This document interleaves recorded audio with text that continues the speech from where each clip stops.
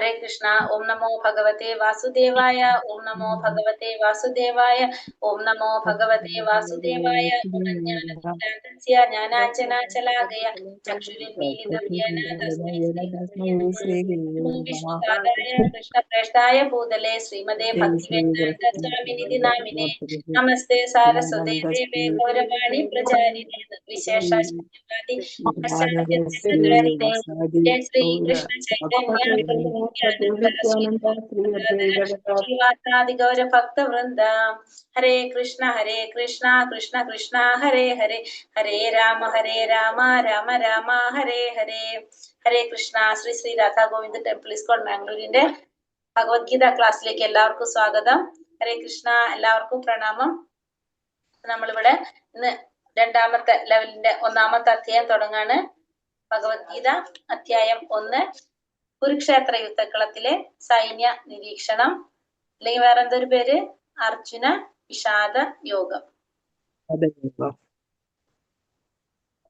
അർജുന വിഷാദ യോഗം അല്ലെങ്കിൽ ഭഗവത്ഗീത കുരുക്ഷേത്ര യുദ്ധക്കളത്തിലെ സൈന്യ നിരീക്ഷണം.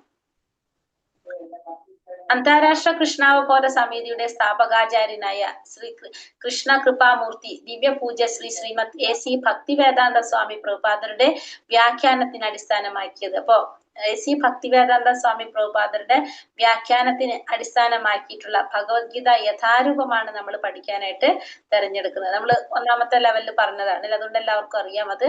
അപ്പൊ ബുക്ക് ഇല്ലാത്തവര് പറ്റുന്നവര് മേടിക്കാനായിട്ട് ശ്രമിച്ചോളൂ. കാരണം നമ്മുടെ ഫുൾ ക്ലാസ് പോകുന്നത് ഇതിനെ ബേസ് ചെയ്തിട്ടാണ് നമ്മുടെ ക്ലാസ്സുകൾ നടക്കുന്നുണ്ടാവുക. ഇത് നമ്മുടെ പ്രാർത്ഥനയാണ്. ഒരു കാര്യം ചെയ്യാം, ഇത് നമ്മളെ ഗ്രൂപ്പിൽ നമുക്ക് തരാം. ശ്രീല പ്രഭുപാദരുടെ അഭിപ്രായത്തിൽ ഭഗവത്ഗീത ഒരു അടിസ്ഥാന പ്രബോധന ഗ്രന്ഥമാണ്. ഭഗവത്ഗീത വളരെ ശ്രദ്ധയോടെ പഠിക്കണം. അത് നമ്മുടെ ബാഹ്യ പ്രവർത്തനങ്ങളെ നിയന്ത്രിക്കാൻ സഹായിക്കും. ഒരാൾ തത്വചിന്തയുടെ ഒഴുക്ക് മനസ്സിലാക്കണം, ഒറ്റയ്ക്കല്ല. അപ്പൊ ഗീത എന്ന് പറയുന്നത് ഒരു അടിസ്ഥാന പ്രബോധന ഗ്രന്ഥമാണ്. എന്ത് ഭഗവത്ഗീത എന്ന് പറയുന്നത് അത് വളരെ ശ്രദ്ധയോടുകൂടി പഠിക്കേണ്ടതാണ്. നമ്മുടെ ബാഹ്യ പ്രവർത്തനങ്ങളെ നിയന്ത്രിക്കാനായിട്ട് എന്തുകൊണ്ട് സാധിക്കും?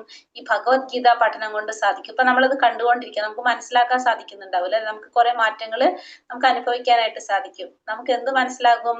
നമ്മൾ ഒറ്റയ്ക്കല്ല എന്നുള്ളൊരു സത്യം നമുക്ക് മനസ്സിലാകും. നമ്മുടെ കൂടെ ആരുണ്ട്? നമ്മൾ എവിടെ ഒറ്റയ്ക്ക് പോണെന്ന് പറഞ്ഞാലും നമ്മുടെ കൂടെ ആര് കൂടി ഉണ്ട്? ഭഗവാനെ ഹൃദയത്തിലേറ്റിക്കൊണ്ട് നമ്മൾ നടക്കുന്നത്. അപ്പൊ നമ്മൾ ഒരിക്കലും ഒറ്റയ്ക്കല്ല, നമ്മുടെ കൂടെ എപ്പോഴും ആരുണ്ട്? ഭഗവാൻ നമ്മുടെ കൂടെ. പക്ഷെ അത് നമുക്ക് എപ്പോഴാ മനസ്സിലാവണത്? നമ്മൾ ഭഗവാനെ എപ്പോഴും ചിന്തിക്കുമ്പോ, സ്മരിക്കുമ്പോ, അല്ലെങ്കിൽ ഭഗവാനെ കുറിച്ച് ഭഗവാന് വേണ്ടിയിട്ട് പ്രവർത്തികൾ ചെയ്തുകൊണ്ടിരിക്കുക, ഭഗവാനെ സ്മരിച്ചുകൊണ്ടിരിക്കുമ്പോ, അതായത് കീർത്തനം സ്മരണം അല്ലെ, ശ്രവണം കീർത്തനം സ്മരണം, അപ്പോൾ നമുക്ക് അറിയാൻ സാധിക്കും നമ്മൾ കൂടെ ആരുണ്ട്? എപ്പോഴും ഭഗവാനുണ്ട്. നമ്മൾ എപ്പോഴും ഭഗവാനെ കൂട്ടിയാണ് നമ്മൾ പോകുന്നത്. ഒരിക്കലും നമ്മൾ എപ്പോഴും അതല്ല, ഒറ്റയ്ക്കല്ല. അത് നമുക്ക് മനസ്സിലാക്കാനായിട്ട് സാധിക്കും. ശങ്കരാചാര്യർ ഗീതയെ അമൃതത്തിന്റെ നദിയായിട്ടാണ് വിശേഷിപ്പിച്ചിരുന്നത്. അപ്പൊ അമൃതത്തിന്റെ നദിയായിട്ടാണ് ശങ്കരാചാര്യർ ഭഗവത്ഗീതയെ പറയുന്നത്. അടുത്തത് മഹാഭാരത ചരിത്രത്തെ കുറിച്ച് പറയുന്നു. അർജുനൻ യുദ്ധം ചെയ്യാൻ നിഷേധിക്കുന്നു. ജീവാത്മാവിനോടുള്ള അനുകമ്പ കൊണ്ട് ഭഗവാൻ കൃഷ്ണൻ ഭഗവത്ഗീത ഉപദേശിക്കുന്നു. ഇതൊക്കെയാണ് ഇതില് പറയുന്നത്. തന്നെ നമ്മുടെ കുരുവംശത്തെ കുറിച്ചാണ് ഇവിടെ പറയുന്നത്. അപ്പൊ കുരു ഫാമിലി, ശന്തനു മഹാരാജാവിനെ വെച്ചിട്ടാണ് നമ്മൾ തുടങ്ങുന്നത്. ശന്തനു മഹാരാജാവിന് ഗംഗയിൽ ഉള്ള മകനാണ് ആര്? ഭീഷ്മൻ. ഭീഷ്മദേവര് ഗംഗാദേവിയിൽ ഉണ്ടായ മകനാണ് ആര്? ഭീഷ്മദേവൻ. ശന്തനു മഹാരാജാവ് അതിനുശേഷം ആരെ വിവാഹം കഴിക്കുന്നു? സത്യവതിയെ വിവാഹം കഴിക്കുന്നു.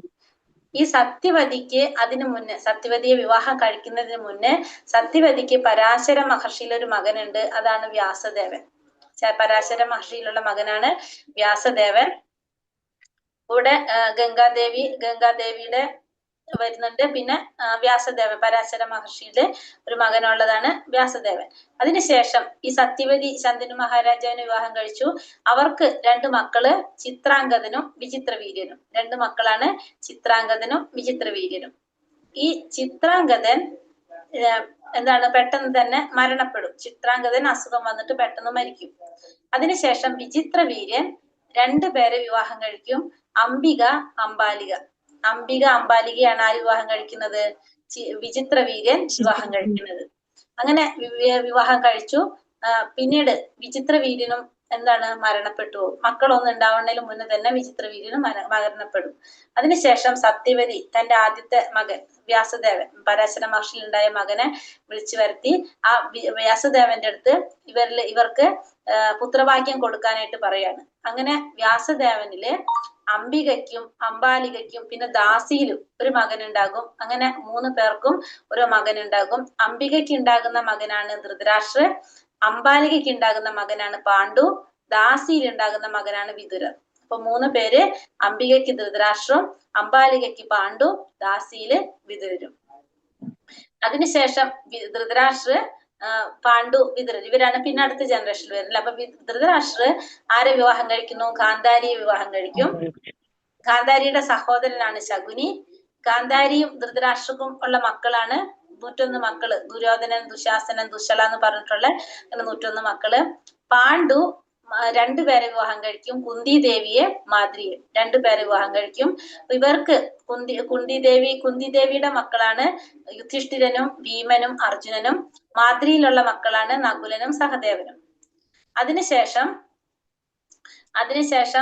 അതിനു മുന്നേ കുന്തി ദേവിക്ക് വേറൊരു മകന് കൂടി ഉണ്ടാര്? കർണൻ. കുന്തി ദേവിയുടെ വേറൊരു മകനാണ് കർണൻ. പിന്നെ ഈ പറഞ്ഞ ഈ 5 പേർക്കും ഒരു കൂടി അവർക്കുള്ള ഭാര്യയാണ് ആര്? ദ്രൗപദി. ഈ 5 പേരുടെ, പാഞ്ചാലി 5 പേരുടെയും കൂടി ഭാര്യയാണ് ആര്? ദ്രൗപദി. പിന്നെ അർജുനൻ സുഭദ്രയെ വിവാഹം കഴിക്കുന്നുണ്ട്. സുഭദ്രയ്ക്ക് അർജുനനുമുള്ള മകനാണ് അഭിമന്യു. പിന്നെ ഇതിലൂടെയാണ് പിന്നെ അടുത്ത പരമ്പര വരുന്നത്. അഭിമന്യു ഉത്തരയെ വിവാഹം കഴിക്കുന്നു. ഉത്തരയ്ക്കും അഭിമന്യുവിനുള്ള മകൻ പരീക്ഷിത്ത് മഹാരാജാവ്. പരീക്ഷത്തിന്റെ മകനാണ് ജനമേജയൻ.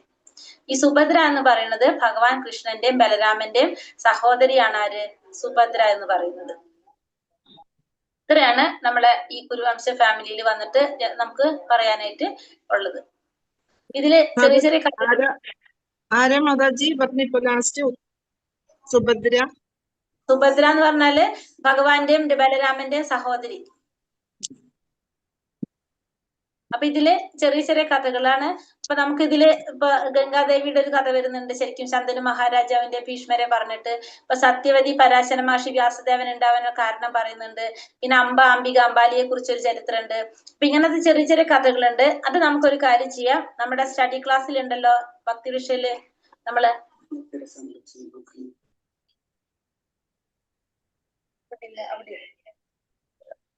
നമ്മുടെ സ്റ്റഡി ക്ലാസ്സിൽ നമുക്കത് പറയാം. ഓക്കെ അല്ലേ? അപ്പൊ നമുക്ക് അവിടെ ഈ കഥകൾ അറിയാവുന്നവർ നിങ്ങൾ പറയാം, അതില്ലെങ്കിൽ നമുക്ക് അപ്പൊ പറയാം. പോരെ? അപ്പൊ അത് ഹരേ കൃഷ്ണ. അപ്പൊ നമുക്ക് ഓരോ ആഴ്ചക്ക് ഓരോ ടോപ്പിക്കും പ്രൊവൈഡ് ചെയ്യും. നമുക്ക് അവിടെ ഡിസ്കഷൻ നടക്കുകയും ചെയ്യും. പിന്നെ ഇതിനെക്കുറിച്ച് നമുക്ക് പറഞ്ഞു പോകാം. ഇത്രയും കാര്യങ്ങൾ നമ്മൾ കഴിഞ്ഞു. ഇനി ഭഗവത്ഗീത എന്ന് പറഞ്ഞാല് 3 ഭാഗങ്ങളായിട്ടാണ് അതിനെ തിരിച്ചിരിക്കുന്നത്. ഫസ്റ്റത്തത് കർമ്മയോഗം. 1 മുതൽ 6 വരെ കർമ്മയോഗം, 7 മുതൽ 12 വരെ ഭക്തിയോഗം, 13 മുതൽ 18 വരെ ജ്ഞാനയോഗം. അങ്ങനെ 3 ഭാഗങ്ങളായിട്ടാണ് ഭഗവത്ഗീത തിരിച്ചിരിക്കുന്നത്. ആചാര്യന്മാര് ഭക്തിയോഗം ഭഗവത്ഗീതയുടെ മധ്യത്തിലായിരിക്കുന്നതിന്റെ കാരണങ്ങൾ പറഞ്ഞിട്ടുണ്ട്. എന്താണത്? ഒന്ന്, ഭക്തി എന്ന് പറഞ്ഞ രഹസ്യമായിട്ടുള്ള കാര്യമാണ്. ഇപ്പൊ എല്ലാ ഗ്രന്ഥങ്ങളുടെയും സാരാംശമാണ് എന്ത്? ഭക്തിയാണ് എല്ലാത്തിന്റെ സാരാംശം. ഭക്തി ഇല്ലാതെ എന്തിനും ജീവൻ ഉണ്ടാവില്ല. കർമ്മയോഗത്തിനും ജ്ഞാനയോഗത്തിനും ജീവൻ ഉണ്ടാവില്ല. പൊതുവെ മനുഷ്യരുടെ സ്വഭാവം എങ്ങനെയാണെന്ന് കുറച്ച് നമ്മൾ അടുപ്പം വരുമ്പോഴാണ് നമ്മുടെ രഹസ്യങ്ങളൊക്കെ അവർക്ക് വെളിപ്പെടുത്തി കൊടുക്കുക. അതുകൊണ്ട് ഭക്തിയെ നമ്മൾ എന്ത് ചെയ്തിരിക്കുന്നു? മധ്യത്തിൽ വെച്ചിരിക്കുന്നു. പിന്നെ അതിനേക്കാളും പറയുന്ന ഒരു കാര്യം എന്താണ്? ഒരു പ്രധാനപ്പെട്ട ഒരു വ്യക്തി പോകുമ്പോ, രാജാവ് പോകുമ്പോ സൈന്യത്തോടൊപ്പം യാത്ര ചെയ്യുമ്പോ രാജാവ് സുരക്ഷിതനായിരിക്കാനായിട്ട് മധ്യത്തിലായിരിക്കും. 2 സൈഡിലും എന്താണ്? സൈന്യങ്ങൾ ഉണ്ടാവും, ഫ്രണ്ടിലും ബാക്കിലും. അപ്പോ അതുകൊണ്ട് നമുക്ക് എന്ത് പറയാം? അതേപോലെ ആചാര്യന്മാര് പറയുന്ന ഒരു കാരണങ്ങളാണ് ഭക്തിയോഗം എന്തുകൊണ്ട് സെന്ററിൽ വെച്ചു എന്നുള്ളത്. ഇനി ശ്രീല പ്രഭുപാദരുടെ വ്യാഖ്യാനം താഴെ കൊടുത്തിരിക്കുന്ന വൈഷ്ണവന്മാരുടെ വ്യാഖ്യാനത്തിന് അടിസ്ഥാനമാക്കിയിട്ടുള്ളതാണ്. അപ്പൊ അതെന്തൊക്കെയാ പറയണത്? ഒരു മിനിറ്റ്.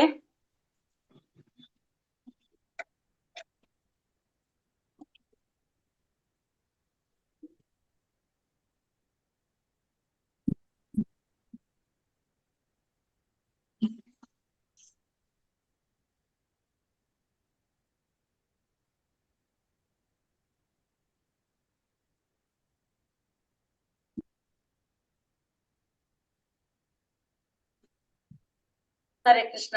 അപ്പൊ ഇവിടെ ഭഗവത്ഗീത യഥാരൂപത്തിന് വ്യാഖ്യാനം നടത്തിയത് ശ്രീല പ്രഭുപാദറാണ്. നമ്മൾ പറഞ്ഞു എസ് സി ഭക്തിവേദാന്ത സ്വാമി പ്രഭുപാദർ. അപ്പൊ അദ്ദേഹം താഴെ പറഞ്ഞിരിക്കുന്ന വൈഷ്ണവന്മാരുടെ ഗ്രന്ഥങ്ങളിൽ നിന്ന് വ്യാഖ്യാനത്തിൽ നിന്നാണ് അദ്ദേഹം എന്ത് ചെയ്തത്, ഇതിലേക്ക് വേണ്ടിയിട്ടുള്ള വ്യാഖ്യാനങ്ങൾ എടുത്തിരിക്കുന്നത്. അതായത് ആരൊക്കെയാണ്?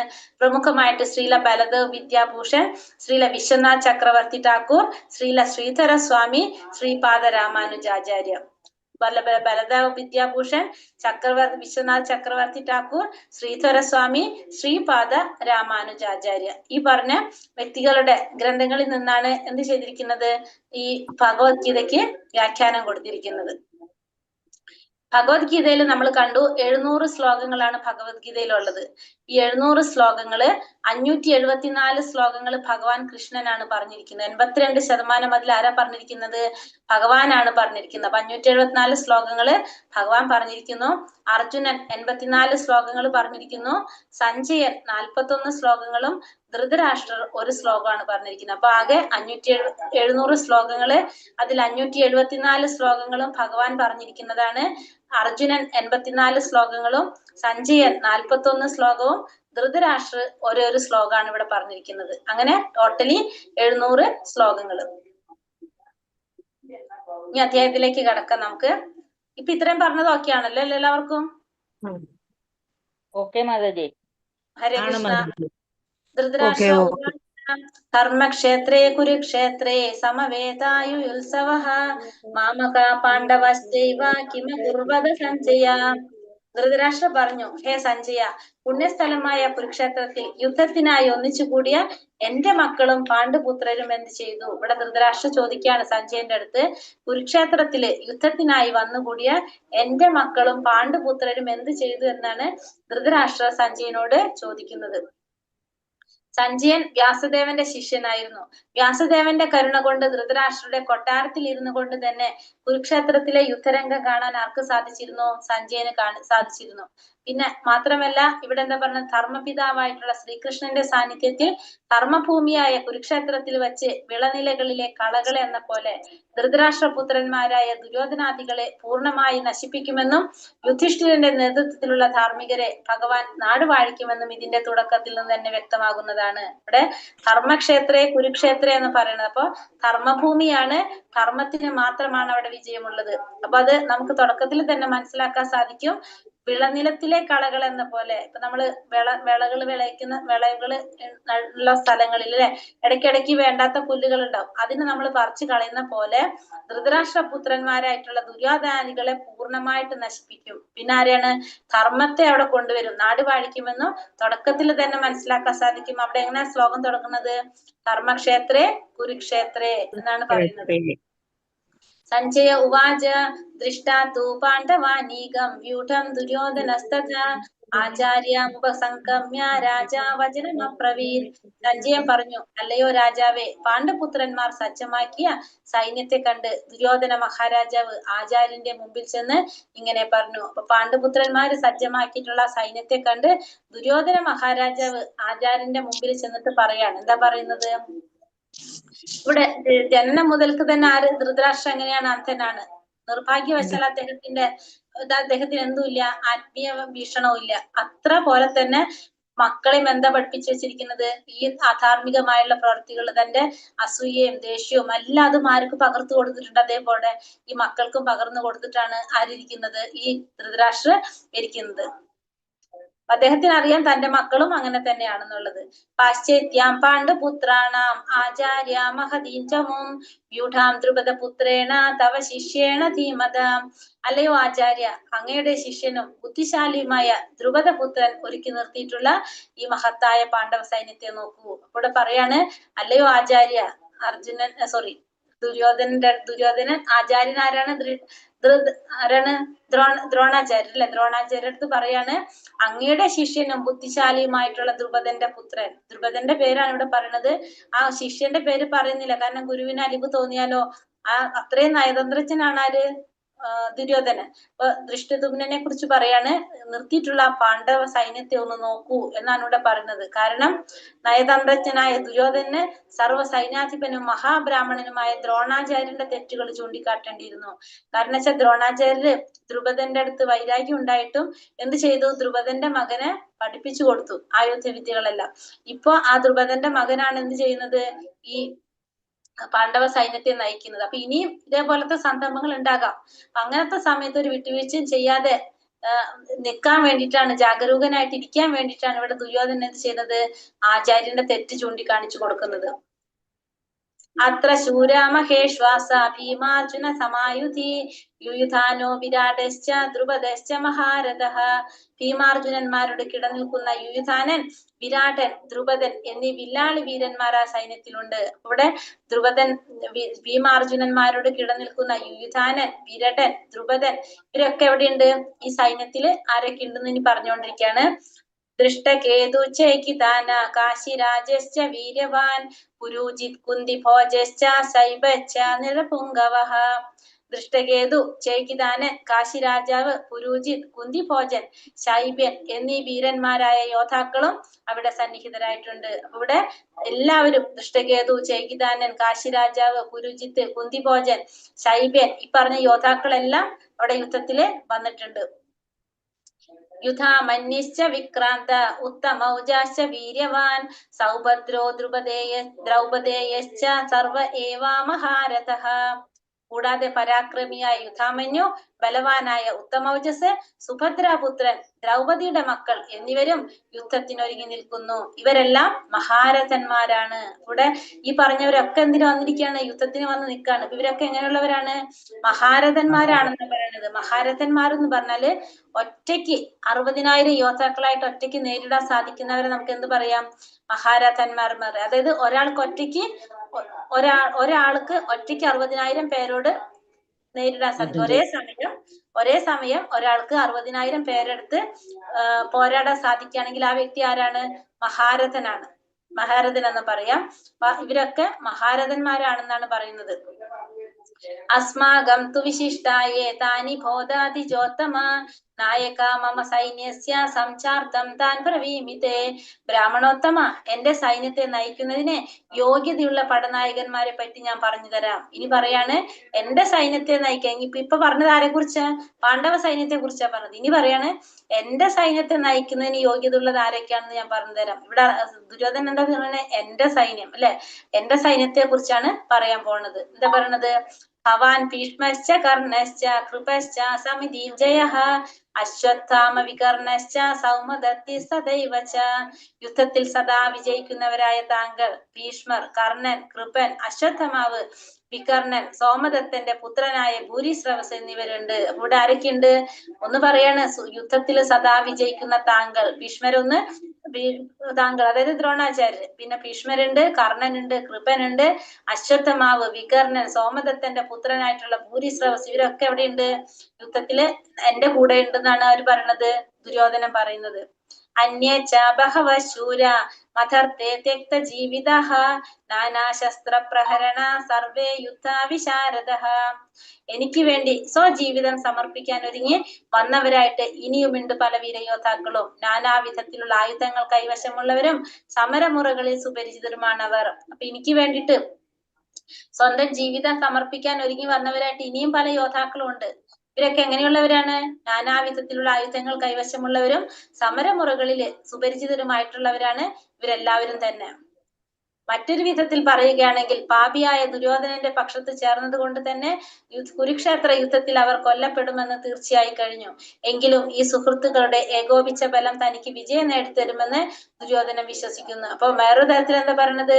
ദുര്യോധനന്റെ പക്ഷത്ത് ചേർന്ന കൊണ്ട് തന്നെ അവർക്ക് എന്താണ്? കൊല്ലപ്പെടുന്നുള്ളത് ഉറപ്പാണ്. കാരണം അധർമ്മിയാണ്, അതുകൊണ്ട് തന്നെ. അപ്പൊ ദുര്യോധനൻ എന്താ വിചാരിക്കുന്നത്? ഈ സുഹൃത്തുക്കളുടെ ഏകോപിച്ച ബലം തനിക്ക് വിജയം നേടിത്തരുമെന്നാണ് ആര് വിശ്വസിക്കുന്നത്? ദുര്യോധനൻ വിശ്വസിക്കുന്നത്. അപര്യാപ്തം തദസ്മാകം ഫലം ഭീഷ്മാഭിരക്ഷിതം പര്യാപ്തം തിതമേ ദേശാം ഫലം ഭീമാഭിരക്ഷിതം. അളവറ്റതാണ് നമ്മുടെ സൈന്യഫലം. പിതാമഹനായ ഭീഷ്മരാൽ സുരക്ഷിതവുമാണത്. എന്നാൽ ഭീമൻ രക്ഷിച്ചു പോരുന്ന പാണ്ഡവ സൈന്യമാകട്ടെ വളരെ പരിമിതവുമാണ്. കൂടെ നമ്മുടെ സൈന്യബലം എങ്ങനെയാണ്? അളവറ്റതാണ്. പിതാമഹനായിട്ടുള്ള ഭീഷ്മരെ കൊണ്ട് സുരക്ഷിതമാണത്. പക്ഷെ ഭീമൻ രക്ഷിച്ചു പോരുന്ന പാണ്ഡവ സൈന്യമാണെങ്കിലോ വളരെ പരിമിതമായിട്ടുള്ളതാണെന്ന് പറയുന്നത്. എന്തുകൊണ്ടാണ്? ദുര്യോധനന് ഭീമനോട് അസൂയായിരുന്നു എപ്പോഴും. കാരണം താൻ കൊല്ലപ്പെടുകയാണെങ്കിൽ അത് ആരുടെ കൈകൊണ്ടായിരിക്കും? ഭീമന്റെ കൈകൊണ്ടായിരിക്കും എന്നുള്ളത് ആർക്കറിയാം? ദുര്യോധനൻ അറിയാം. അത് കാരണം കൊണ്ട് ദുര്യോധനൻ എപ്പോഴും ഭീമനോട് അസൂയായിരുന്നു. അയനേഷു ച സർവേഷു യഥാ ഭാഗാമവസ്ഥിതഃ ഭീഷ്മമേവാഭിരക്ഷന്തു ഭവന്തഃ സർവ ഏവ ഹി. സൈന്യവ്യൂഹത്തിൽ മർമ്മസ്ഥാനങ്ങളിൽ ഉറച്ചു നിന്നുകൊണ്ട് നിങ്ങൾ ഓരോരുത്തരും ഭീഷ്മ പിതാമഹന് പരിപൂർണ പിന്തുണ നൽകണം. അപ്പൊ സൈന്യവ്യൂഹത്തില് പ്രധാനപ്പെട്ട സ്ഥലങ്ങളിലൊക്കെ ഉറച്ചു നിന്നിട്ട് നമ്മൾ ഓരോരുത്തരും എന്ത് ചെയ്യണം? ഭീഷ്മ പിതാമഹന് പിന്തുണ ചെയ്യണം. കാരണം ഇവിടെ എന്താ എങ്ങനെ പറയാൻ കാരണം വെച്ചാല് ഇത്ര നേരം ഇവരെ പറഞ്ഞുകൊണ്ടിരിക്കുകയായിരുന്നു അല്ലെ, ഭയങ്കരമായിട്ട് പുകഴ്ത്തി പറഞ്ഞുകൊണ്ടിരിക്കുകയായിരുന്നു. അപ്പൊ മറ്റുള്ളവർക്ക് അത് ഫീൽ ചെയ്യരുത്. അപ്പൊ അതിന് വേണ്ടിയിട്ടാണ് ഇവിടെ എന്ത് ചെയ്യുന്നത്? ഇങ്ങനെ പറയുന്നത്, ഭീഷ്മ പിതാമഹന് പിന്തുണ പറയണം. കാരണം ഭീഷ്മരെ പുകഴ്ത്തി പറഞ്ഞത് മറ്റുള്ളവരെ അവഗണിക്കുകയായി കരുതുമെന്ന് സംശയിച്ച് ദുര്യോധനൻ സ്വാഭാവികമായ നയചാതുര്യത്തോടെ സന്ദർഭാനുസൃതമായി ചുവടുമാറ്റുന്നു. സ്വാഭാവികമായിട്ടുള്ള നയചാതുര്യത്തോടെയാണ് അവിടെ സന്ദർഭത്തിനനുസരിച്ച് ചുവടുമാറ്റുന്നത്. സ്പീഡ് കൂടുണ്ടോ ഞാൻ പറയുന്നത്? ഇല്ല ഇല്ല. തസ്യ സഞ്ജയനൻ ഹർഷം കുരുവൃന്ദാ പിതാമഹഃ സിംഹനാദം വിനോദച്ഛൈ ശംഖം ദത്മൗ പ്രതാപവാൻ. അപ്പോൾ പരാക്രമിയും കുരുപിതാമഹനുമായ ഭീഷ്മർ ദുര്യോധനൻ ആഹ്ലാദം ജനിപ്പിക്കുമാറ് സിംഹഗർജനം പോലെയുള്ള ശബ്ദമുണ്ടാക്കിക്കൊണ്ട് തന്റെ ശംഖെടുത്തൂതി. ഇവിടെ എന്താ ചെയ്യുന്നത്? പരാക്രമിയായിട്ടുള്ള കുരുപിതാമഹനായിട്ടുള്ള ഭീഷ്മൻ ദുര്യോധനെ സന്തോഷിപ്പിക്കാൻ വേണ്ടി എന്ത് ചെയ്തു? ആ സിംഹഗർജനം പോലുള്ള ശംഖ് എടുത്തിട്ട് ഭീഷ്മദേവൻ മുഴക്കി. അപ്പൊ ഭഗവാൻ മറുപക്ഷത്തായത് കൊണ്ട് തന്നെ ഈ യുദ്ധത്തില് വിജയം പ്രതീക്ഷിക്കാൻ വയ്യ എന്നുള്ളത് ദുര്യോധനന് ശംഖിന്റെ പ്രതീകത്തില് ഭീഷ്മദേവൻ എന്ത് ചെയ്യാണ്? പരോക്ഷമായിട്ട് മുന്നറിയിപ്പ് നൽകാണ് ഇവിടെ ചെയ്യുന്നത്. ഇപ്പൊ ഡയറക്ട്ലി പറയാൻ പറ്റില്ല, പക്ഷെ ഇൻഡയറക്ട്ലി പറഞ്ഞു കൊടുക്കാണ്. ഭഗവാൻ മറുവശത്തുള്ളത് കൊണ്ട് അവിടെ ആയിരിക്കും വിജയം എന്നുള്ളത് ശംഖിന്റെ രൂപത്തില് അറിയിക്കുകയാണ് ചെയ്യുന്നത്. തഥാ ശങ്കാശ പണവാനകമുഖോമുഖഃ സഹസൈവാഭ്യഹന്യന്ത സാ ശബ്ദസ്തു മുലോഭവത്. അങ്ങനെ ശംഖനാദം മുഴക്കിയപ്പോ പിന്നെന്താണ്? അതിനെ തുടർന്ന് ചെണ്ട, മദളം, കാഹളം ഇവയുടെ ശബ്ദം എമ്പാടും ഉയർന്നു. യുദ്ധരംഗത്ത് കോലാഹലമായി. അപ്പൊ യുദ്ധത്തിന്റെ അവിടെയൊക്കെ എന്തായി? ഭയങ്കര കോലാഹലമാകാനായിട്ട് തുടങ്ങി. കാരണം സ്വാഭാവികമായിട്ടും യുദ്ധരംഗം അറിയാലല്ലേ, നമ്മൾ ചെണ്ടയും മദളൊക്കെ വരുമ്പോൾ ഭയങ്കര ഒച്ചയും ബഹളൊക്കെ ആയിട്ട് അങ്ങനെ ആകെ കോലാഹലായി. തഥാ ശേർഹൈർയുക്തേ മഹതി സ്യന്ദനസ്ഥിതൗ മാധവ പാണ്ഡവശ്ചൈവ ദിവ്യൗ ശംഖോ പ്രദത്മതുഹു. മറുവശത്ത് കൃഷ്ണാർജുനന്മാർ വെള്ള കുതിരകളെ പൂട്ടിയ വൻതേരിൽ നിന്നുകൊണ്ട് തങ്ങളുടെ ദിവ്യ ശംഖുകൾ മുഴക്കി. ഇനി അപ്പുറത്തെ സൈഡിലാണെങ്കിലോ ദിവ്യ ശംഖുകള്, അർജുനന്റെ കൃഷ്ണന്റെ ഒക്കെ ശംഖുകൾ ദിവ്യ ശംഖുകളാണ്. അവര് വെള്ള കുതിരകളെ പൂട്ടിയ വൻ തേരിൽ നിന്നുകൊണ്ടാണ് എന്ത് ചെയ്യുന്നത്? അവര് അവരുടെ ശംഖുകൾ മുഴക്കുന്നത്. അപ്പൊ ഈ അഗ്നിദേവൻ സമ്മാനിച്ചതാണ് എന്ത്? ഈ തേര്. ആ തേരിന് എന്താണ്? 3 ലോകങ്ങളിലും വിജയം മാത്രമേ ഉണ്ടാവുള്ളൂ ആ തേരിന്. അതില് നിന്നുകൊണ്ട് അവരെന്ത് ചെയ്തു? അവരും ശംഖനാദം മുഴക്കി. ഭഗവാൻ കൂടെ ഉള്ളത് കൊണ്ട് എവിടെ ആരും ഉണ്ടാവും? എപ്പോഴും ഐശ്വര്യ ദേവതയും അവിടെ ഉണ്ടാവും. ജയസ്തൂപാണ്ട് പുത്രാണാം യേഷാം പക്ഷേ ജനാർദ്ദന. അപ്പൊ ഭഗവാൻ കൂടെ ഉണ്ടാകാൽ അവർ വിജയം നേടുന്നു. എവിടെയെല്ലാം ഭഗവാന്റെ സാന്നിധ്യമുണ്ടോ അവിടെ ആരുണ്ടാകും? ഐശ്വര്യ ദേവത ലക്ഷ്മി ദേവിയും ഉണ്ടാകും. കാരണം എപ്പോഴും ഭഗവാന്റെ ഒപ്പാണ് ആരുണ്ടാകുന്നത്? ലക്ഷ്മി ദേവി ഉണ്ടാകുന്നത്. പാഞ്ചജന്യം ഋഷികേശോ ദേവദത്തം ധനഞ്ജയ പൗണ്ഡ്രം ദത്മോ മഹാശംഖം ഭീമകർമാവൃഗോദരഃ. കൃഷ്ണ ഭഗവാൻ പാഞ്ചജന്യം എന്ന ശംഖൂതി അർജുനൻ ദേവദത്തവും ദുഷ്കർമ്മങ്ങളിൽ മുൻനിൽക്കുന്നവരും ഭോജനപ്രിയനുമായ ഭീമൻ പൗണ്ഡ്രം എന്ന ശംഖ് മുഴക്കി. അപ്പൊ ഓരോരുത്തരും അവരവരുടെ ശംഖുകൾ മുഴക്കാനായിട്ട് തുടങ്ങി. ഭഗവാൻ പാഞ്ചജന്യം, അർജുനൻ ദേവദത്തം, ഭീമൻ പൗണ്ഡ്രം ശംഖ് മുഴക്കി. അപ്പൊ ഭഗവാൻ ഋഷികേശൻ എന്ന് പറയുന്നു. സർവ്വ ഇന്ദ്രിയങ്ങളുടെയും ഉടമയാണ് ആര്? ഋഷികേശൻ എന്ന് പറഞ്ഞാൽ അർത്ഥം ജീവജാലങ്ങളെല്ലാം കൃഷ്ണൻ ഭഗവാന്റെ അംശങ്ങളാണ്. അതുകൊണ്ട് അവരുടെ ഇന്ദ്രിയങ്ങളും ഭഗവാന്റെ ഇന്ദ്രിയാംശങ്ങൾ തന്നെ. അപ്പൊ എല്ലാവരുടെ ഇന്ദ്രിയങ്ങളും ആരുടെ അംശമാണ്? ഭഗവാന്റെ അംശമാണെന്ന് നമുക്ക് പറയാനായിട്ട് സാധിക്കും. കാരണം എല്ലാ ജീവജാലങ്ങളുടെ എല്ലാം ആരാണ്? ഭഗവാന്റെ അംശമാണ്.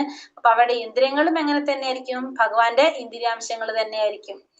അനന്ത വിജയം രാജ കുന്തി പുത്രോ യുധിഷ്ഠിരഃ നകുലാ സഹദേവശ്ച സുഘോഷാമണി പുഷ്പകൗ കാശ്യശ്ച പരമേശ്വാസ ശിഖണ്ഡി ച മഹാരഥഃ ദൃഷ്ടദുമ്നോ വിരാടശ്ച സാത്വികീശ്ച പരാജിതഃ ദ്രുപദോ ദ്രൗപദേയശ്ച സർവശ്ച പൃഥിവീപതേ സൗഭദ്രശ്ച മഹാബാഹോ ശംഖാന്തത്മോ പൃഥക് പൃഥക്. കുന്തിപുത്രനായ യുധിഷ്ഠിരൻ അനന്ത വിജയം എന്ന ശംഖൂതി. നകുല സഹദേവന്മാർ സുഘോഷ മണിപുഷ്പകങ്ങളും വില്ലാളി വീരനായ കാശിരാജാവ് മഹാരഥനായ ശിഖണ്ഡി ദൃഷ്ടദുമ്നൻ വിരാടൻ തോൽവി പിണയാത്ത സാത്വികി ദ്രുപദൻ ദ്രൗപദി പുത്രന്മാർ മഹാബാഹുവായ സുഭദ്രാപുത്രൻ എന്നിവരും ശംഖനാഥം മുഴക്കി. എല്ലാവരും എന്ത് ചെയ്തു? അവരവരുടെ ശംഖുകൾ എടുത്ത് മുഴക്കാനായിട്ട് തുടങ്ങി. അപ്പൊ ഓരോരുത്തരുടെ ശംഖുകളെ കുറിച്ച് പറയാണ്. യുധിഷ്ഠിരൻ അനന്ത വിജയം എന്ന ശംഖൂതി, നകുല സഹദേവന്മാർ സുഘോഷാമണി പുഷ്പകം, വില്ലാളി വീരനായ കാശിരാജാവ് മഹാരഥനായ ശിഖണ്ഡി ദൃഷ്ടദുമ്നൻ വിരാടൻ തോൽവി പിണയാത്ത സാത്വികി ദ്രൗപദി പുത്രന്മാര് ദ്രുപദൻ എല്ലാവരും എന്ത് ചെയ്തു? അവരവരുടെ ശംഖുകൾ എടുത്ത് മുഴക്കാനായിട്ട് തുടങ്ങി. അപ്പൊ ഇവിടെ പാണ്ഡുപുത്രന്മാരെ വഞ്ചിച്ച് തന്റെ മക്കളെ രാജ്യസിംഹാസനത്തിൽ വാഴിക്കാനുള്ള ഈ ദുരുപദിഷ്ടമായ ശ്രമം നല്ലതില്ലെന്ന് സഞ്ജയൻ നയപൂർവ്വം ധൃതരാഷ്ട്ര അറിയിക്കുന്നു. അപ്പൊ ധൃതരാഷ്ട്ര സഞ്ജയനും അറിയിക്കാണ് എന്താണ്? ഈ പാണ്ഡവരെ വഞ്ചിച്ച് അവരുടെ മക്കളെ ധൃതരാഷ്ട്രയുടെ മക്കളെ സിംഹാസനത്തിൽ വാഴിക്കാനുള്ള ശ്രമം അത് നല്ലതിനല്ല എന്നുള്ളത് നയപൂർവ്വത്തില് സഞ്ജയനും അറിയിക്കുകയാണ് ഇവിടെ. സഘോഷാഥാർത്ഥ രാഷ്ട്രാനാം ഹൃദയാനീവ താരയത് നപശ്ച പൃഥിവീം ചൈവ തുമൂലാപ്യാനുനാഥയൻ. വിവിധ ശംഖങ്ങളിൽ നിന്നുയർന്ന ഈ നാദഘോഷം ഭൂമിയിലും അന്തരീക്ഷത്തിലും മാറ്റൊലികൊണ്ടു ധൃതരാഷ്ട്രപുത്രന്മാരുടെ ഹൃദയം പിളർക്കുകയായി. അപ്പൊ ഈ നാദഘോഷം കേട്ടപ്പോ എന്താ സംഭവിച്ചത്? അവിടെ ഭൂമിയിലും അന്തരീക്ഷത്തിലൊക്കെ മാറ്റൊലി കൊണ്ടു. അത് ഭയങ്കര റിഫ്ലക്ട് ചെയ്യാൻ തുടങ്ങി. അപ്പൊ ധൃതരാഷ്ട്രപുത്രന്മാരുടെ ഹൃദയം പിളർക്കുകയായി എന്ന് പറയാണ് ഇവിടെ. ദുര്യോധന പക്ഷത്തുള്ള ഭീഷ്മരെ പോലുള്ളവരൊക്കെ ശംഖ് ഊതിയപ്പോ പാണ്ഡവരുടെ ഹൃദയം പിളർന്നതായിട്ട് ഇവിടെ പറഞ്ഞില്ല. പക്ഷെ ധൃതരാഷ്ട്രപുത്രന്മാരുടെ ഹൃദയം പിളർന്നതായിട്ട് പറഞ്ഞു. കാരണം എന്തുകൊണ്ടാണ്? ഭഗവാനില്, കൃഷ്ണ ഭഗവാനില് പാണ്ഡവർക്കുള്ള വിശ്വാസത്തെയാണ് അത് സൂചിപ്പിക്കുന്നത്. ഏതൊരു മഹാവിപത്തിലും എങ്ങനെയാണ്? പരമദിവ്യോത്തമ പുരുഷന്റെ അഭയം തേടിക്കഴിഞ്ഞവർക്ക് എന്തുണ്ടാവില്ല? പേടിക്കേണ്ടതായിട്ടില്ല. അപ്പൊ ഏതൊരു സമയത്ത് നമ്മുടെ കൂടെ ഭഗവാൻ ഉണ്ടാകും, നമുക്ക് പേടിക്കേണ്ടതില്ല എന്നുള്ളൊരു വിശ്വാസം ആർക്കുണ്ട്? ഭഗവാനിൽ വിശ്വസിക്കുന്നവർക്ക്, ഭഗവാന്റെ ഭക്തന്മാർക്കുണ്ട്. അപ്പൊ അതുകൊണ്ട് ഇവര് ശംഖ് ഊതിയപ്പോ പാണ്ഡവരുടെ ഹൃദയം പിളർന്നില്ല. അഥാ വ്യവസ്ഥിതാൻ ദൃഷ്ട്വാ ധാർത്തരാഷ്ട്രാൻ കപിധ്വജഃ പ്രവൃത്തെ ശസ്ത്ര സമ്പാദേ ധനുരുദ്യമ പാണ്ഡവഃ ഋഷികേശം തഥാ വാക്യം ഇദമാഹാമഹീപതേ. അല്ലയോ രാജാവേ, പിന്നെ പാണ്ഡുപുത്രനായ അർജുനൻ ഹനുമാൻ കൊടിയടയാളമുള്ള തേരിലിരുന്നു കൊണ്ട് വില്ലെടുത്ത് ശരങ്ങൾ ഉതിർക്കാൻ തയ്യാറായി. മറുവശത്ത് അണിനിരന്ന കൗരവ സൈന്യത്തെ നോക്കി കൃഷ്ണനോട് ഇങ്ങനെ പറഞ്ഞു. അപ്പോൾ അർജുനൻ ഹനുമാന്റെ കൊടിയടയാളമുള്ള തേരിലിരുന്നു കൊണ്ട്, ആ തേരിന്റെ ഒരു പ്രത്യേകതയാണ്, ആ തേരിലൊരു കൊടിയുണ്ട്. ആ കൊടിയിൽ ആരുണ്ട്? ഹനുമാനുണ്ട്. ആ ഹനുമാനം എന്താണ്? വിജയത്തിന്റെ ലക്ഷണമാണ്. കാരണം രാമരാവണ യുദ്ധത്തില് രാമനെ സഹായിക്കാൻ ആരുണ്ടായിരുന്നു? ഹനുമാൻ ഉണ്ടായിരുന്നു. അപ്പൊ അതേപോലെ തന്നെ ഇവിടെ അർജുനന് സഹായത്തിനായിട്ട് ഹനുമാനുണ്ട്. അപ്പൊ വില്ലെടുത്ത് ശരങ്ങൾ ഉതിർത്ത് തയ്യാറായി മറുവശത്ത് നിന്നിരുന്ന കൗരവ സൈന്യത്തെ നോക്കി കൃഷ്ണനോട് പറഞ്ഞു. ഹനുമാന്റെ രൂപം ഒരു വിജയ ചിഹ്നമാണ്. രാമരാവണ യുദ്ധത്തില് രാമന്റെ സഹായിയായിരുന്നു ഹനുമാൻ. അവിടെ രാമൻ വിജയിച്ചു. ഇവിടെ അർജുനന്റെ കൂടെയും രാമനും ഹനുമാനും ഉണ്ട്. 25 വെച്ചിട്ട് നിർത്താം നമുക്ക്. അർജുന ഉവാച സേനയോരൂപയോർ മധ്യേ രഥം സ്ഥാപായ മേച്യുത യാവദേർത്താൻ നിരീക്ഷേഹം യോധു കാമാനവസ്ഥിതാൻ കർമ്മയാ സഹയോധാവ്യം അസ്മിൻ രണസമുദ്യമേ. ഹേ അച്യുത, ഇവിടെ വിളിക്കുന്നത് ചുതി അഥവാ വീഴ്ച പറ്റാത്തവനെ, ഇരു സൈന്യങ്ങൾക്കും മധ്യത്തിലായി എന്റെ തേർ കൊണ്ട് നിർത്തുക. ആരൊക്കെയാണ് യുദ്ധകാംക്ഷികളായി ഇവിടെ വന്നിട്ടുള്ളതെന്ന് ഞാനൊന്ന് കാണട്ടെ. അപ്പൊ രണ്ട് സൈന്യത്തിന്റെ സെൻട്രലായിട്ട് എന്റെ തേര് നിർത്തുക. അപ്പൊ ആരൊക്കെയാണ് യുദ്ധകാംക്ഷികളായിട്ട് വന്നിട്ടുള്ളതെന്ന് ഞാനൊന്ന് കാണട്ടെ എന്നാണ് ഇവിടെ ആര് പറയുന്നത്? അർജുനൻ പറയുന്നത്. അപ്പൊ ഭക്തന്മാരോടുള്ള സ്നേഹത്തിന് ഒരിക്കലും കുറവുണ്ടാവില്ല. അതുകൊണ്ടാണ് ഭഗവാൻ എന്ത് പറയുന്നത്? അച്യുത എന്ന് പറയുന്നത്. അപ്പൊ ഭഗവാൻ എപ്പോഴും എന്താണ് ആഗ്രഹിക്കുന്നത്? ഭക്തന്മാർക്ക് വേണ്ടി സേവനം ചെയ്യാനായിട്ട് ആഗ്രഹിച്ചിരിക്കുന്നതാണ് ആര്? ഭഗവാൻ. ഭക്തന്മാരാണെങ്കിലോ, ഭക്തന്മാരെപ്പോഴും ഭഗവാന്റെ സേവനം, ഏതെങ്കിലും വിധത്തില് ഭഗവാന്റെ സേവനം ചെയ്യാനായിട്ട് ആഗ്രഹിച്ചുകൊണ്ട് ഉള്ള അവസരങ്ങൾ പ്രതീക്ഷിച്ചു കൊണ്ടിരിക്കുന്നവരാണ് ഭക്തന്മാര്. അപ്പൊ ഭഗവാൻ എപ്പോഴും ഇഷ്ടം എന്താണ്? ഭക്തന്മാരോട് ആജ്ഞാപിക്കുന്നതിനേക്കാളും ഭക്തന്മാരുടെ കൽപ്പനകൾ നിറവേറ്റാനായിട്ട്. അതാണ് ആരാഗ്രഹിക്കുന്നത്? ഭഗവാൻ ആഗ്രഹിക്കുന്നത്. യോച്യമാനാനവേക്ഷേഹം യ ഏതേത്ര സമാഗതഃ ധർതരാഷ്ട്രസ്യ യുദ്ധേ പ്രിയചികീർഷവഃ. ദുർബുദ്ധിയായ ധൃതരാഷ്ട്രപുത്രനെ സന്തോഷിപ്പിക്കാനായി യുദ്ധത്തിനൊരുങ്ങി വന്നവരെ ഞാനൊന്ന് കാണട്ടെ. ഇവിടെ അർജുനൻ പറയാണ്, ആ യുദ്ധത്തിലുള്ളവര് ധൃതരാഷ്ട്രരെ സഹായിക്കാനായിട്ട്, അവരെ സന്തോഷിപ്പിക്കാനായിട്ട് യുദ്ധത്തിനൊരുങ്ങി വന്നവർ ആരൊക്കെയാണെന്ന് ഞാനൊന്ന് കാണട്ടെ. അപ്പൊ ഇവിടെ ദുര്യോധനന്റെ പിതാവായിട്ടുള്ള ധൃതരാഷ്ട്രർ ഈ പാണ്ഡവരുടെ രാജ്യം മുഴുവൻ കൈയടക്കി വെച്ചിട്ടുള്ള കാര്യം ആ പരസ്യമായൊരു രഹസ്യമാണെന്ന് പറയാം. അത്രയും എല്ലാവർക്കും അറിയുന്നതാണ് ഈ കാര്യങ്ങൾ. ഹസ്തിനപുരിയിൽ എല്ലാവർക്കും അറിയാവുന്ന കാര്യമാണ്. എന്നിട്ട് പോലും അവരുടെ ഒപ്പം അധർമ്മികൾക്ക് കൂട്ടുനിന്നത് എല്ലാവരും എങ്ങനെയായിരിക്കും? അപ്പൊ ഒരേ ദുവിധം തൂവൽ പക്ഷികളാണ്. അപ്പൊ അത് ആരെല്ലാം എന്നറിയാനായിട്ട് ആരാണ് ആഗ്രഹിക്കുന്നത്? അർജുനൻ ആഗ്രഹിക്കുകയാണ് അത് ആരൊക്കെയാണെന്ന് അറിയാനായിട്ട്. അവരായിട്ട് ഒത്തുതീർപ്പ് ഉണ്ടാക്കാനല്ല അർജുനൻ വിചാരിച്ചത്, അത് ആരൊക്കെയാണെന്നുള്ളത് അറിയാൻ വേണ്ടിയിട്ട് അർജുനൻ ആഗ്രഹിക്കുകയാണ്.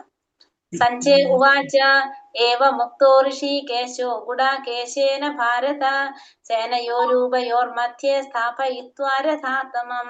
സഞ്ജയൻ പറഞ്ഞു, ഹേ ഭാരത, അർജുനന്റെ വാക്ക് കേട്ടിട്ട് ഭഗവാൻ കൃഷ്ണൻ ശ്രേഷ്ഠമായ രഥത്തെ ഇരു സൈന്യങ്ങൾക്ക് നടുവിൽ കൊണ്ട് നിർത്തിക്കൊടുത്തു. അപ്പൊ എന്നിട്ട് അർജുനൻ പറഞ്ഞനുസരിച്ച് ഭഗവാൻ എന്ത് ചെയ്തു? ആ രഥം രണ്ട് സൈന്യത്തിന്റെ നടുവിൽ കൊണ്ട് നിർത്തിക്കൊടുത്തു. അവിടെ ഗുഡാകേശൻ, ഗുഡാകം എന്ന് വെച്ചാല് നിദ്ര. നിദ്ര എന്ന് പറഞ്ഞാല് നിദ്ര എന്ന് വെച്ചാൽ അജ്ഞാനം. നിദ്രയെ ജയിക്കുന്നവനാണ് ആര്? ഗുഡാകേശൻ. അപ്പൊ നിദ്ര അജ്ഞാനത്തെ സൂചിപ്പിക്കുന്നതാണ്. അപ്പൊ ഭഗവാനുമായിട്ടുള്ള സൗഹൃദം മൂലം അർജുനന് നിദ്രയെയും അജ്ഞാനത്തെയും കീഴടക്കാനായിട്ട് സാധിച്ചു. ഭക്തൻ ഉണർന്നിരിക്കുമ്പോഴും ഉറങ്ങുമ്പോഴും ഒരുപോലെ എല്ലായ്പ്പോഴും എന്ത് ചെയ്തുകൊണ്ടിരിക്കും? ഭഗവാന്റെ നാമരൂപ ഗുണം ലീലകൾ എന്നിവയെ കുറിച്ച് ചിന്തിക്കാതിരിക്കാനായിട്ട് ഒരു ഭക്തന് സാധിക്കില്ല. എപ്പോഴും ഭഗവാനെ കുറിച്ച് ചിന്തിച്ചുകൊണ്ടിരിക്കും. അപ്രകാരം ഒരു ഭക്തന് ഭഗവാനെ പറ്റി ചിന്തിച്ചുകൊണ്ട് തന്നെ നിദ്രയെയും അജ്ഞാനത്തെയും ജയിക്കാനായിട്ട് സാധിക്കും. ഇതിനെ നമുക്ക് എന്ത് പറയാം? കൃഷ്ണാവബോധം എന്ന് പറയാം. എപ്പോഴും നമ്മൾ ഭഗവാനെ കുറിച്ച് ചിന്തിച്ചു കൊണ്ടിരിക്കുന്ന ഒരവസ്ഥ, അതാണ് കൃഷ്ണാവബോധം എന്ന് പറയുന്നത്. ഭീഷ്മദ്രോണ പ്രമുഖത സർവേഷാം ച മഹീക്ഷിതാം ഉവാച പാർത്ഥ പാശ്ചൈത്യാൻ സമവേദാൻ കുരുനിധി. ഭീഷ്മദ്രോണാദികളുടെയും മറ്റു രാജാക്കന്മാരുടെയും മുന്നിൽ വെച്ച് ഭഗവാൻ ഇങ്ങനെ പറഞ്ഞു, പാർത്ഥ, ഇവിടെ ഒത്തുകൂടിയ കുരുവംശജരെ ഒന്ന് നോക്കൂ. അപ്പൊ ഈ ഭീഷ്മദ്രോണാദികളുടെ മുന്നിൽ വെച്ച്, മറ്റുള്ള രാജാക്കന്മാരുടെ ഒക്കെ മുന്നിൽ വെച്ച് ഭഗവാൻ അർജുനനോട് പറയാണ് അല്ലെ. കാരണം ആ രഥം കൊണ്ട് നിർത്തിക്കൊടുത്തു. എന്നിട്ട് പറഞ്ഞു, ഇവിടെ കൂടിയിട്ടുള്ളവരെ ഒന്ന് നോക്കൂ, കുരുവംശജരെ നോക്കൂ. അപ്പൊ ഇവിടെ പാർത്ഥ അല്ലെങ്കിൽ കുന്തിപുത്ര എന്നാണ് ഇവിടെ ആര് സംബോധന ചെയ്യുന്നത്? അർജുനനെ സംബോധന ചെയ്യുന്നത്. അപ്പൊ അതിന്റെ അർത്ഥം ഭഗവാന്റെ അച്ഛന്റെ സഹോദരിയുടെ മകനാണ് ആര്? അർജുനൻ. വസുദേവരുടെ സഹോദരിയായിട്ടുള്ള കുന്തി ദേവിയുടെ മകനാണ് അർജുനൻ. താൻ അർജുനന്റെ തേരാളി പദം സ്വീകരിച്ചത് ഒരു സുഹൃത്ത് എന്ന നിലയിൽ കൃഷ്ണൻ അർജുനനെ അറിയിക്കുന്നു. അപ്പൊ ഒരു ബന്ധം കൂടിയുണ്ട്. അതുകൊണ്ടാണ് ഞാൻ ഇതൊക്കെ ചെയ്തതെന്നുള്ളത് ഭഗവാൻ അർജുനൻ അറിയിക്കാണ്. കുരുക്കളെ എന്ന വാക്ക്, നോക്കൂ എന്ന വാക്ക്, തന്റെ പിതൃ സഹോദരി പുത്രനിൽ നിന്നും അത്തരത്തിലുള്ള ഒരു പെരുമാറ്റം ആര് പ്രതീക്ഷിച്ചില്ല? ഭഗവാൻ പ്രതീക്ഷിച്ചില്ല. അർജുനന്റെ ഈ മനോഭാവത്തെ പറ്റി സൗഹൃദപൂർവമായ ഒരു പ്രവചനമാണിത്. അപ്പൊ ഇവിടെ അർജുനൻ ഈ പറഞ്ഞത് പെട്ടെന്ന് തന്നെ പറഞ്ഞത് അല്ലെ, രണ്ട് സൈന്യത്തിന്റെ സെന്ററിൽ കൊണ്ടുവരുന്ന നിർന്നത് ഭയങ്കര ഗംഭീരത്തോടു കൂടിയാണ് ആര് പറയുന്നത്? അർജുനൻ പറയുന്നത്. അപ്പൊ അത് ഭഗവാൻ പ്രതീക്ഷിച്ചിരുന്നില്ല. അപ്പൊ അത് സൗഹൃദപൂർവ്വം ആ പറഞ്ഞതിനെ കുറിച്ച്, അർജുനന്റെ മനോഭാവത്തെ കുറിച്ച് പറയുന്നതാണ്. ഹരേ കൃഷ്ണ കൃഷ്ണ കൃഷ്ണ ഹരേ ഹരേ, ഹരേ രാമ രാമ രാമ ഹരേ ഹരേ. വഞ്ചാകൽപതരൂപേശ്ച കൃപാ സിന്ധോഭ്യവ ച പതിതാനാം പാവനേഭ്യോ വൈഷ്ണവേഭ്യോ നമോ നമഃ. അനന്തകോടി വൈഷ്ണവവൃന്ദ की जय, श्रील प्रभुपाद की जय, गुरुदेव की जय, निताय गौर प्रमानंदे, हरि हरि बोल. हरे कृष्ण. ഹരേ കൃഷ്ണ. ഹരേ കൃഷ്ണ. ക്വസ്റ്റ്യൻ ആൻസർ നോക്കാം നമുക്ക്. ഹരേ കൃഷ്ണ. ക്വസ്റ്റ്യൻ വന്നിട്ടില്ല. ക്വസ്റ്റ്യൻ ഇട്ടിട്ടില്ലേ? ഉണ്ടല്ലോ, 3 മണിയുടെ ബാച്ചിൽ കണ്ടല്ലോ. കുറച്ചു പേർക്ക് കിട്ടിണ്ടാവില്ല അല്ലെ, കാരണം ഇല്ല. ജോയിൻ ചെയ്യാത്തവർക്ക് കിട്ടിണ്ടാവില്ല. മാതാജി, മാതാജി ഞാൻ കാര്യം പറഞ്ഞോട്ടെ. പിന്നെ ശ്ലോകം ചെല്ലുമ്പോ ഒന്ന് കുറച്ചുകൂടി സ്പീഡ് കുറച്ച് ചെല്ലാൻ പറ്റുമോ? നോക്കാട്ടോ. മാതാജി, അത് എനിക്കും ആ അഭിപ്രായമുണ്ട് മാതാജി. ഹരേ ശരി, കൃഷ്ണ. അപ്പൊ തന്നെ പറഞ്ഞാൽ മതിയായിരുന്നു നിങ്ങളെന്നാ. ആ, ഒരു സംശയം കൂടി. അച്യുത എന്ന് പറയുമ്പോ ച്യുതി അല്ലെങ്കിൽ മൂല്യം, സംഭവിക്കാത്തവൻ, നാശം സംഭവിക്കാത്തവൻ. മൂല്യമില്ലാത്തവൻ എന്ന് പറഞ്ഞാൽ വിലയില്ലാത്തവൻ എന്നല്ലേ മാതാജി? അല്ല, അതെന്താ പറയുന്നത് വെച്ചാല് അച്യുത എന്ന് വിളിക്കുന്ന ച്യുതി അഥവാ വീഴ്ച പറ്റാത്തവൻ എന്നാ പറയുന്നത്. ഇപ്പോ ഭഗവാൻ ആരാണ്? പരമദിവ്യോത്തമ പുരുഷനാണ് അല്ലെ. ഫുള്ള് ലോകവും എല്ലാവരെയും കൺട്രോൾ ചെയ്യുന്നത് ആരാണ്? ശരിക്കും ഭഗവാനാണ്. ആ ഭഗവാനാണ് ഇവിടെ ആരെ തേരാളിയായിട്ടിരിക്കുന്നത്? അർജുനന്റെ. എന്നിട്ട് അർജുനൻ പറയുന്നതിനനുസരിച്ച് എല്ലാം പ്രവർത്തിക്കുകയാണ് ആരോടെ? ഭഗവാൻ. നമ്മൾ ചെയ്യോ? നമ്മൾ അങ്ങനത്തെ ഒരു പോസ്റ്റിൽ നമ്മൾ അങ്ങനത്തെ ഇരിക്കുന്ന ഒരാണെങ്കിൽ നമ്മളൊരു ഡ്രൈവറായിട്ടോ നമ്മളെ ഒരു സെക്യൂരിറ്റിക്കാരന്റെ ജോലി അവരെ കൂടെ നമ്മൾ കൊണ്ടുപോകാൻ പറഞ്ഞാൽ നമ്മൾ ചെയ്യോ? ഇല്ലല്ലോ. അതാണ് ഭഗവാൻ എത്ര താന്നാലും ഭഗവാൻ എപ്പോഴും എന്ത് സംഭവിക്കുന്നില്ല? ഒരിക്കലും ച്യുതി സംഭവിക്കുന്നില്ല എന്ന് പറയുന്നതിന്റെ കാരണം അവിടെയാണ്. ഭഗവാൻ അത്രയും വലിയവനാണ്. പക്ഷെ ഭഗവാൻ എങ്ങനെ നിൽക്കുന്നത്? ഏറ്റവും താഴ്ത്തിറങ്ങിയിട്ട് ആ ച്യുതി. അതുകൊണ്ടാ പറഞ്ഞത് ആ ഭഗവാൻ ഒരിക്കലും ആ മൂല്യം നഷ്ടപ്പെടുന്നില്ല. ഭഗവാൻ എങ്ങനെയൊക്കെ ചെയ്യും. നമുക്ക് പറ്റുമോ അത്? പറഞ്ഞ മനസ്സിലായോ മാതാജിക്ക്? ഹരേ കൃഷ്ണ. കേൾക്കുന്നില്ലേ മാതാജി?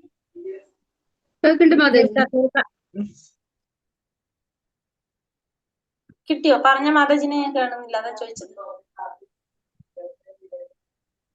കിട്ടി മാതാജി. ഓക്കെ. അപ്പൊ ക്വസ്റ്റ്യൻസ്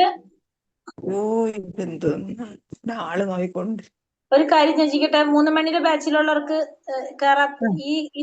കിട്ടാത്തവരുണ്ടല്ലോ. 6:30 കേറിയവർക്ക് 3 മണിയിൽ വന്നിട്ടില്ലാത്തവർക്ക് ലിങ്ക് കിട്ടിയിട്ടില്ല അല്ലെ? ഇല്ല, കിട്ടിയിട്ടില്ല.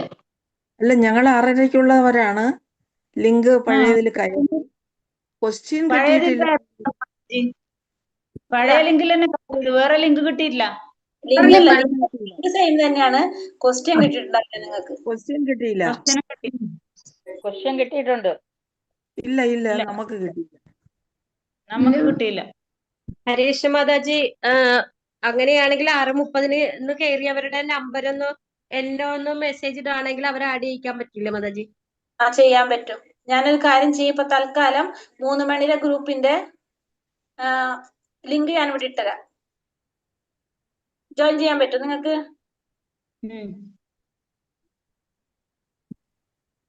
കൊടുത്തിട്ടുണ്ട്. ഞാൻ മാതാജി കൊടുത്തിട്ടുണ്ട്. ചിലപ്പോ മാതാജി എന്തെങ്കിലും കാരണം കൊണ്ട് തിരക്കിലങ്ങാനായിട്ടായിരിക്കും.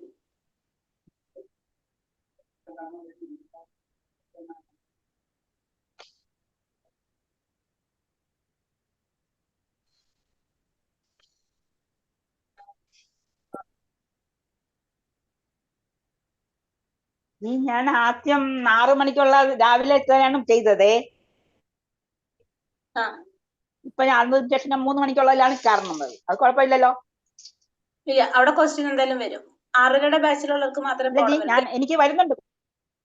ഞാനിപ്പോ വാട്സാപ്പിൽ വരുന്നുണ്ട്. ഞാൻ ആദ്യം ഒരു ദിവസം മാത്രമേ രാവിലെ എനിക്ക് അറിയുള്ളൂ.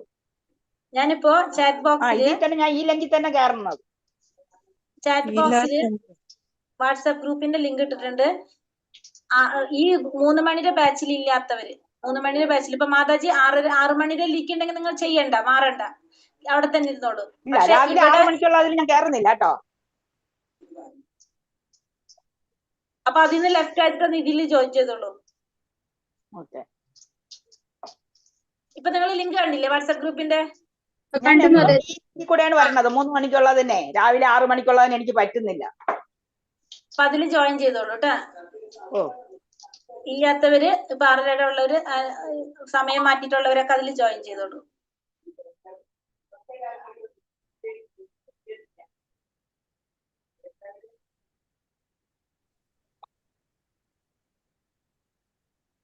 ജോയിൻ ചെയ്തോളൂ. അപ്പൊ ഇപ്പൊ ഞാൻ ക്വസ്റ്റ്യൻ വായിക്കാം, എന്നിട്ട് പിന്നെ ഒന്നുകൂടി ക്വസ്റ്റ്യൻ പോസ്റ്റ് ചെയ്തിട്ട് കേട്ടോ. അപ്പൊ ഭഗവത്ഗീതയില് എത്ര ശ്ലോകം ഉള്ളത്? ആകെ 700 ശ്ലോകം അല്ലെ? അതില് ഭഗവാൻ എത്ര ശ്ലോകം പറയണത്? 574 ശ്ലോകം. മഹാരഥന്മാർ എന്ന് പറഞ്ഞാൽ എന്താണ്? ഒരാൾക്ക് 60,000 പേരെ പോരാളികളെ യുദ്ധം ചെയ്യാൻ കഴിയും. 60,000 പേരെ നേരിടാൻ സാധിക്കും ഒരേ സമയത്ത്. അതാണ് മഹാരഥന്മാര്. 10,000 പേരോട് നേരിടാൻ സാധിക്കുന്നവരെ അധീരഥന്മാരെന്ന് പറയും. 10,000 പേരോട് നേരിടാൻ പറ്റുന്നവരെ അധീരഥന്മാരെന്ന് പറയും കേട്ടോ. ഒന്നുകൂടി റിപ്പീറ്റ് ചെയ്യണേ മാതാജി.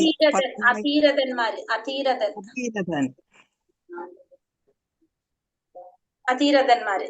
പിന്നെ ദുര്യോധനൻ എന്നും ഭീമനോട് അസൂയ ഉണ്ടാക്കാൻ കാരണം എന്താണ്? താൻ കൊല്ലപ്പെടുന്നത് ഭീമനെ അല്ല ഭീമന്റെ കൊണ്ടായിരുന്നു. കൈകൊണ്ടാണ് ദുര്യോധനന്റെ മരണം. അതെ, അതായത് ഭീമന്റെ കൈ കൊണ്ടായിരിക്കും ദുര്യോധനന്റെ മരണം എന്നുള്ളത് ആർക്കറിയാം?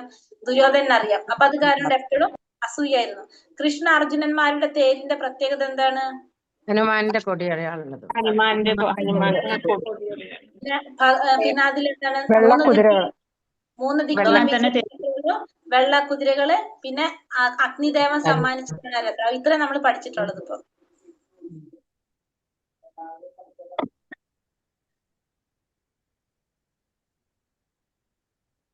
ദുര്യോധന പക്ഷത്തുള്ളവർ ശംഖൂതിയപ്പോൾ പാണ്ഡവരുടെ ഹൃദയം പിളർന്നതായി പറയുന്നില്ല. കാരണം ഭഗവാൻ